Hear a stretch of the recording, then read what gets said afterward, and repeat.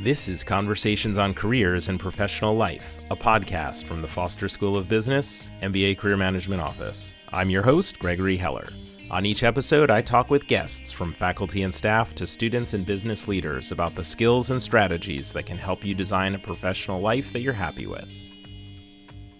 On this episode, I speak with Craig Murphy, Foster MBA in the class of 2019. We spoke right after graduation about Craig's career switch, internship search, and full-time recruiting. I worked with Craig throughout his time at Foster and was impressed with how he executed his pivot. I hope you enjoy my conversation with Craig Murphy. My guest today is Craig Murphy. Craig is a graduate of the Foster School of Business, class of 2019. Welcome to Conversations on Careers and Professional Life. Thanks, Gregory. I'm glad to be here and glad to be an actual graduate now. So the reason I wanted to have you on is because you did a fairly significant shift from your internship to your full-time job. So I definitely want to talk about how you made that transition and how you shifted gears to prepare for the interview cycle for full-time recruiting. But before we get there, why don't you tell us a little bit about what you were doing before you came to Foster and what brought you to Foster? Okay. Yeah, Gregory. So before the MBA program, I was in oil and gas services for about 6 years. And for those of you that don't know anything about oil and gas services, essentially we provide the people and equipment to drill oil wells, and we provide these services for oil operators. And an operator would be like Chevron, Shell, BP, the individuals that actually own the oil wells. So for 6 years, I was in this industry, started out as an engineer. My undergraduate degree was mechanical engineering. After about a year, I was promoted to a project manager. So I was overseeing about a dozen drilling operations at any given time, and then moved over to business development, selling our services to those operators. Throughout this time, I was in the Rocky Mountain region, so anywhere from North Dakota, South Dakota, to Wyoming, Colorado. But what really brought me to the MBA in general and then to Foster was I started in business development in 2014, and that's when right before oil went from about $120, $130 a barrel to $40. And so I went through the downturn of the oil industry, the recent downturn of the oil industry. And when companies are put in difficult situations, what I saw is the company themselves, the culture, and the leaders are put to a test. And at my company, I saw them break, and I saw a lot of issues happen. And I knew that I wanted to develop into a leader that could lead through the hard times as well as the good times.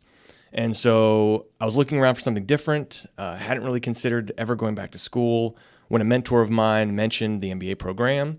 And I did a bunch of research and was sold on coming back to school. So applied across the board and eventually ended up choosing Foster. And when you came to school, what did you think you were going to recruit for? So that's a good question. Actually, I wasn't sure exactly what I wanted to recruit for. I'd done some research over the summer, and I really liked the sound of corporate finance, financial services, or even management consulting. It's actually one of my biggest regrets coming into the MBA program is I didn't take any time off before the program. I quit my job right before and then jumped into orientation. And I did not understand, or I underestimated just the time commitment that was going to be involved, even in orientation and then throughout the rest of the program. And I wish I would have definitely taken at least a month off beforehand and done some better research, some more in-depth research to really narrow that focus down. So came in, spread a pretty wide net, was kind of focused on corporate finance to begin with. But because consulting recruiting happens first, it's kind of if you're interested at all into consulting, you really have to prioritize that one. So you focused on getting ready for internship, recruiting, and consulting. And what did you do to prepare for that? Yeah, so I found preparation to be very difficult, and I felt like I got a late start. So because I came in not exactly focused like some of my other classmates. I took a lot longer to decide where I wanted to apply to, and then ultimately got a late start on preparing. And when I say a late start, I mean that I didn't really start preparing for interviews until late fall into winter. But during that time, I guess through fall, I was spending most of my time interviewing, networking, researching, trying to understand these companies, understand where I fit, how I would fit in these companies, and then how to attack an interview perspective or an application perspective at these companies as well. So I was in career management probably every other week. I was working on resumes, cover letters, applications a couple hours a week. And maybe, Did you work with peer advisors?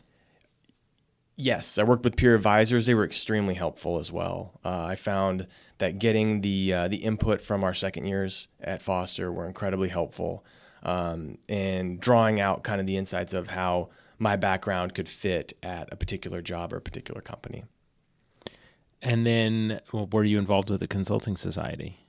Yes. So my first year, I was a member of Consulting Society. My second year, I actually took a vice president position of member engagement for the society because I really enjoyed my time working with them. And for case prep, Consulting Society is the best resource Foster has. They offer daily case prep sessions. They offer big classroom settings of introductions to consulting, introductions to case prep, introductions to the different firms, and they do a great job of facilitating networking as well. Okay, so then December rolls around, you're getting ready to leave for winter break. Did you have interviews lined up? I had several interviews lined up. Because I spent so much time on my resume and on the cover letters, I looked great on paper. And so I got phenomenal interviews with BCG, Deloitte, PwC, Microsoft, Amazon, amongst others. So I had a bunch of interviews lined up. Yes, I was very excited about them. And so what'd you do over that winter break? I actually ended up going on my honeymoon over winter break, and I did not spend 1 minute working on recruiting. We went to Argentina and spent 2 incredible weeks wandering the country, and it was a much needed break from the intensity of the MBA program. Yeah, then you came back. Yeah, then I came back to reality and hit the ground running. I was spending, 4+ hours a week in interview prep. I was in career management's office every week working on behavioral, working with you quite a bit. Yeah, we did. And honestly, you gave me one great piece of advice that kind of had 2 parts. One was to actually write down the answers to my behavioral questions. That way I could review them over and over again, and then to practice them over and over again. And when I asked you about how much I should practice, because to me it sounded very rehearsed, your answer was just continue to practice as much as possible, and you were hands down right. The more I practiced, actually, the more natural the answers became, the more comfortable I became with the answers. And I think ultimately, especially in full-time recruiting, that really came across. Yeah, I think that one of the challenges that people have when they go the route of, writing down their answers to get their story straight is they don't practice enough and they stop because they feel like this sounds so rehearsed, I'm not getting anywhere. And you have to push through that kind of, I call it the uncanny valley, and I'm not alone. Chris Anderson who's the curator of TED in his book, he calls it that as well. You get to a point, though, where you've practiced something enough that it really becomes natural and you can answer it without thinking about it that much. And you can actually deliver it in a way that comes across almost sounding spontaneous again. And you know the important things that you want to get across in that story. So that's great. So you had a bunch of interviews, and then what happened? So I had a lot of interviews, and I got cut early in most of those interviews. Found out that I was not prepared for the case prep or the behavioral prep as much as I should have been. And that was probably one of the most difficult parts of the MBA program in general, is just getting those rejections again and again, especially after how much work I thought I'd put into each company, researching each company, preparing for these. But ultimately, I got an offer with a company called Fortive Corporation, which is a Fortune 500 industrial conglomerate. They own many subsidiaries, about 20, including Fluke Corporation, which is where I worked in sales strategy and operations over the summer. And this was a phenomenal opportunity and a phenomenal program. And what I attribute my success to is I had a phenomenal connection into Fluke, who'd worked there for 40 years, and he could give me the insights of to what the company actually was, what was their culture like, what were their values like, who were the people, and I could take my background and understand how I would fit and really could communicate that in the interview. And I think that was the main reason I was successful getting into Fortive. What kind of things did you do over the summer during the internship that helped set you up for full-time recruiting? I went into my internship and over summer knowing that I was going to recruit full-time, whether I got an offer from Fortive or not.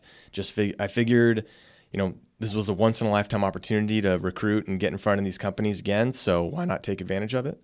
And I didn't want to make the same mistake twice of getting a late start in preparation. And I also knew that full-time recruiting happened even earlier than internship recruiting. So, for example, my internship started in June, ended August 24th, and McKinsey's full-time application deadline was actually September 1st. And I ended up missing it because it just happened so quickly. But going into the internship, again, a buddy and I, Tim, we were practicing once or twice a week doing case and behavioral prep.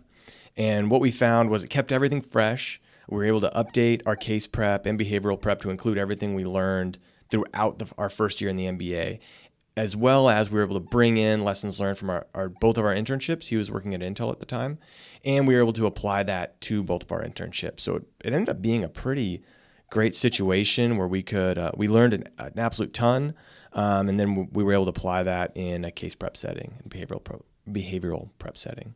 And when you say case prep, you're talking about doing full cases with each other or just case starts? That all the above, whether it's building out frameworks, building out comprehensive frameworks, just discussing a business problem in an abstract manner to try to understand different ways of approaching it, to just quickly doing a case start, walking through that first few minutes of a case and getting that rhythm and cadence down, to an actual full case and walking through the whole thing. So we did all of the above. So where are you going to work now that you're graduated? So I'll be going to work at Deloitte. Full-time recruiting was very successful for me, and I ended up getting an offer in their strategy and operations consulting practice here in Seattle in the finance and enterprise performance group. That's a mouthful, but congratulations. Thank you. Very excited about it. I don't know how they'll fit all of that on one business card. They have to go on to the backside. Yeah. What are some of the other activities or practices that you engaged in that you feel helps contribute to your success with full-time recruiting?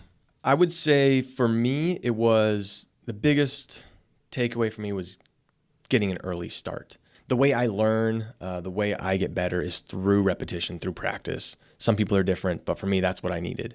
And so getting that early start, working with multiple people. I know I talked about my summer prep with Tim, but in September, before school started, we had about a month. I didn't take a vacation and travel around the world. You learned your lesson from the year before. Yeah. I'd already done the honeymoon.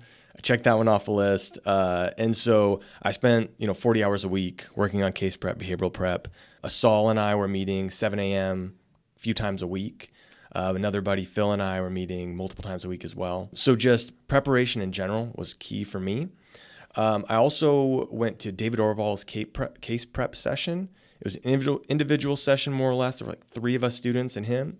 He facilitated a couple cases and gave us some advice. And I had 2 takeaways from that, which the first one was to get a case book. So just a notebook, spent $5 on a nice notebook, and kept all my cases in there so I could review them over and over again, learn from my past mistakes and move forward. And the second was to repeat cases. And I hadn't really thought about this before, but by repeating a case, I was able to gain the confidence of knowing what was happening in the case and that I was headed in the right direction, and then have that feeling throughout the case and finishing strong. And that was very important to me.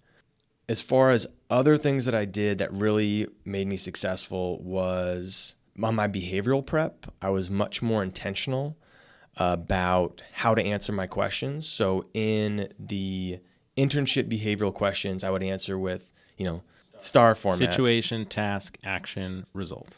Answer in that format to prove I had certain traits that maybe the company was looking for. But in my full-time recruiting, I would take it the next step further of here's why I have here's the proof that I have these traits, but then here's why it's important to you and why it will make me a successful consultant. And I thought that really helped bridge the gap and help me pivot into consulting out of my background in oil and gas.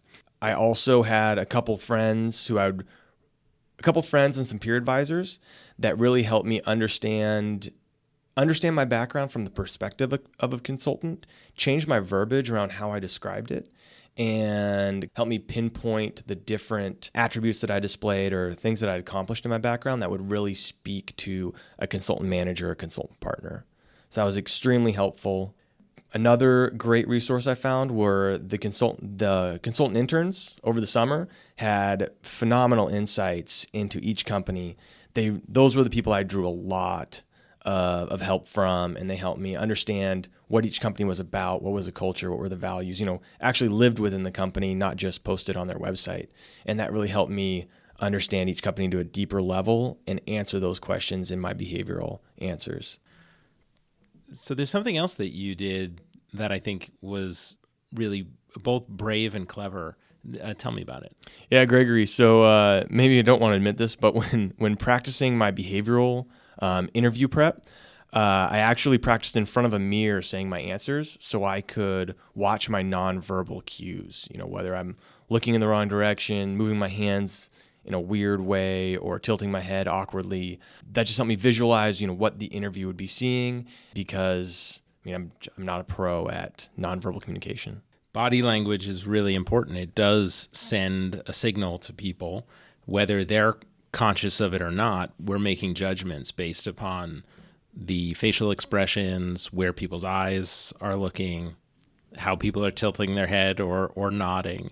So becoming aware of that is the first thing you can do to improve it. And there's really no way to become aware of it without either recording yourself or watching yourself in a mirror. I've had to watch recordings of myself giving speeches, and it is, personally, I found it extremely painful to actually sit down and press play and go through that process. So I found, saying those answers in a mirror kind of took out a little bit of that hurdle and just forced me to see what was going on. Yeah, do it in real time. Yeah. I often tell people one trick is to stand in front of like a picture window when it's dark outside, because it's not as clear as a mirror, but you still get the macro view of what's going on with your body without perhaps being too distracted at looking yourself in the eye or something like that.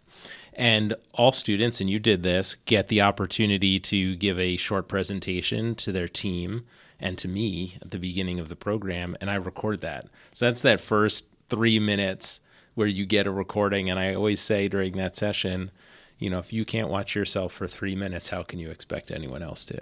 Yep. I distinctly remember that, Gregory. Yeah. And I will say that from working on this podcast, often people will say, oh my God, I can't listen to recordings of myself. It doesn't sound like me, right? You get desensitized to it after time. Well, that's good to know. Were there books that you read that you felt really helped you through the whole process? The primary book I read was when I was interviewing for Microsoft. I read Hit Refresh by Satya Nadella. It gave me a great insight into the company, into the culture, a lot of speaking points. But ultimately, I didn't get anywhere with the interviews. It seems like probably every other candidate did the same thing. Yeah. So table stakes. You had to at least do that. Yeah, potentially. You mentioned the challenge of getting numerous rejections during internship recruiting. Was there anything you did that helped you deal with that? Yeah, so I did a few things. I think the best way that I dealt with it was seeing my classmates succeed, which was a little different than some people. Some people want to talk about, maybe, we're all going through rejections. Let's, share our stories and, we're all having these certain feelings. For me, it was helpful to see the wins, to see phenomenal classmates of mine get incredible offers at the world's top companies. And I knew that if they could do it, I could do it as well. And so I would reach out to them, understand what they did well, listen to their stories, and that gave me a lot of confidence that I could push through. In the really stressful times, I take out my stress through exercise. So whether that be going to the gym, going on a run, I found that incredibly valuable. And then also just getting appropriate amounts of rest. I found that if I was getting too stressed for an interview, a little too into it, felt like I needed to stay up all night and, read more news articles or dig deeper into the company website. The reality was I just needed to go to bed and make sure that I was fresh in the morning, fresh in the next 2 days for that interview. I had friends that were interviewing with 3 separate companies a day. So that's anywhere from 6 to 12 interviews in a day. I mean, they needed to be well rested, well fed, and fueled up for those interviews. Yeah, it definitely takes a lot of stamina. I think a lot of people don't realize, because there's almost no other time in your life that you interview so much in such a short amount of time, and especially interviewing for multiple jobs at this level in the same day, having to keep in your head the differences between the values at one company or the leadership principles at another, and just the stamina of talking about yourself that many times, right? And remembering which stories you've told already and which ones you've yet to tell. It can be challenging. I think people really underestimate that. I definitely did. So the getting rest and exercise, I think it's great advice. And oftentimes, I think in our culture, we feel like we have to throw more at whatever the problem is. And like you said, sometimes you just have to go to bed. Yeah. Were there any podcasts that you listened to that you found particularly insightful or helped you during your time in the program? Yeah, Gregory, I picked up actually listening to the podcast while here, and I found that there's thousands of different podcasts. As far as like a daily podcast for some news, I usually listen to NPR, New York Times. I found those pretty helpful. I love Up First. I listen to it every day. That's NPR's daily news update. It's 12 minutes. It's part of my morning routine. I really enjoy financial news, and so Financial Times was always a good one for me. And because I'm a student, we get a free subscription to their newspaper, to their app. So I dug up a lot of information through them. And then I also just listen to some random podcasts. Goldman Sachs puts out some information. Deloitte puts out some information. I try to target the companies I was actually interested in recruiting for. And The Economist is also a good one. So I think there's a absolute ton of information out there. I think listening to the podcasts that are put out by the companies where you're planning to interview is a great piece of advice, because you get to hear that company literally in its own voice. The issues that they're talking about, the issues they're taking thought leadership on, and it can provide valuable insights for conversations that you have during an interview or during a informational interview or a coffee chat, right? You can talk about this thing that you just heard about on their podcast or read about on their blog or their website. So I think that that's a great way to do company research. And the podcast lets you do it in a way where it's not competing for the time that you would otherwise be reading for school or doing work or having meetings, because you might be doing it while you're commuting or while you're exercising or something like doing the dishes or folding the laundry when you can't be doing anything else. Is there any advice that you have based on your experience that you would give to incoming first-year students or rising second-year students? Definitely. For incoming first years, hands down, take time off before the program, get into career management's office before orientation. The time commitment that you are about to jump into is going to be incredible, and I underestimated it. And so to get an early start on your career search is incredibly important. For both first and second years, I would say while networking is important, make it intentional. I know that was stressed to us, was to network like crazy into a company, and what I found to work the best was to first research that company, be intentional about who I was talking to, but also be intentional about the actual person. So, there's a gatekeeper for each company between UW and that company. I have to know who that person is, and that's probably a person I need to network with. Maybe them and one other person, but there's no reason that I have to network up to a partner level. There's no reason I have to, network with every single consultant at Deloitte. That, it wasn't necessary. So I could have spent my time elsewhere. and just understanding that when it comes to writing that cover letter and answering those interview questions, I've got to be able to draw on that meeting I had with that individual. So make sure that that's a quality meeting and you can take some lessons learned from it. Did you take notes in those meetings? Or did you take notes after those meetings? I'm a note taker during meetings. I always have been. I try not to take too many notes so I can stay engaged in the conversation. So I will definitely enhance those notes post. But I don't know. I feel like if someone's writing down the words I'm saying, I've always found that respectful and they're definitely engaged and interested in what I have to say. So I've always felt like that resonates the other way around as well. Do you feel like the networking that you did in your first year and the interviews that you did in your first year helped set you up for success in your second year for full-time recruiting? Definitely. When I networked lightly for full-time recruiting, and I just went back to the individuals that I'd already networked with, already met with, just reiterated my intent on applying for their company, had some very specific questions to ask them, tried to get on a personal level with them. So I really built on the relationships I already had. I didn't have to make new relationships at all.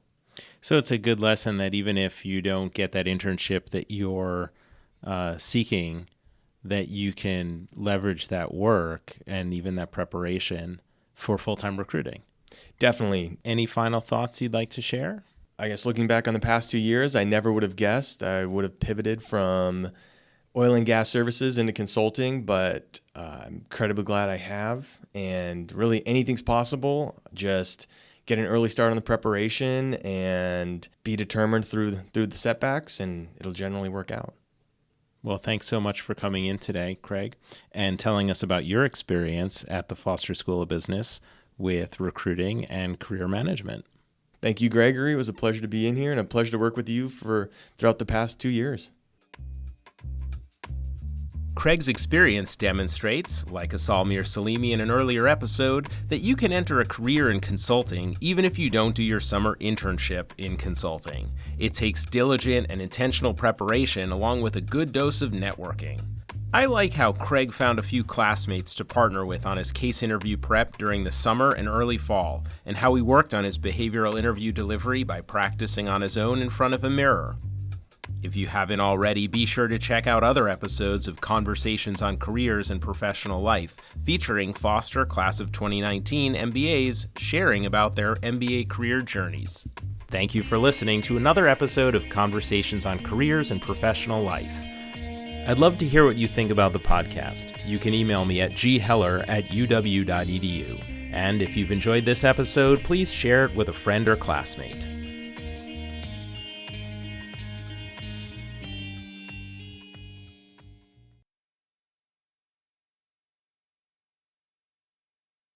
I live in Ballard and absolutely love the neighborhood. You ever go to Hot Cakes for dessert? I try to avoid it because it's just so good. No, it's so good. My favorite thing there is the smoked chocolate s'more. Really? Yeah. It's like 3 inches cubed. Yeah. I just get the with the hot fudge cake. They're phenomenal. Oh, the molten cake. Yeah, the molten chocolate lava cake. The best part being is you can buy those to go and give them as a gift. I don't know if you've done that. Oh, yeah. Hot Cakes on Old Ballard Ave, or they have one on Capitol Hill at Belmont and Olive Way.